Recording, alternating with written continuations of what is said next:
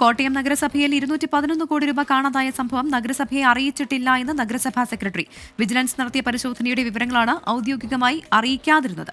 Chairperson നൽകിയ മറുപടിയിലാണ് secretary ഇക്കാര്യം അറിയിച്ചത്.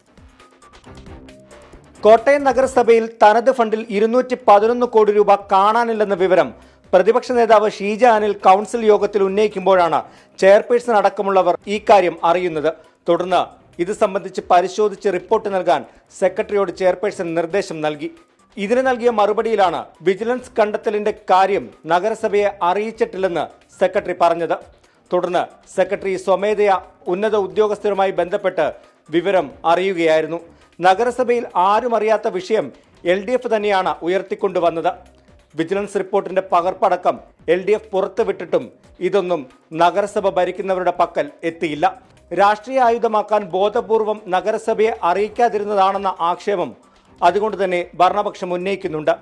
ഗുരുതരമായ ക്രമക്കേടുകൾ കണ്ടെത്തിയിട്ടും ഇന്റേണൽ വിജിലൻസിന്റെ റിപ്പോർട്ടിന്മേൽ നടപടികൾ വൈകുന്നത് എന്തുകൊണ്ടെന്ന ചോദ്യവും ഉയരുന്നുണ്ട്.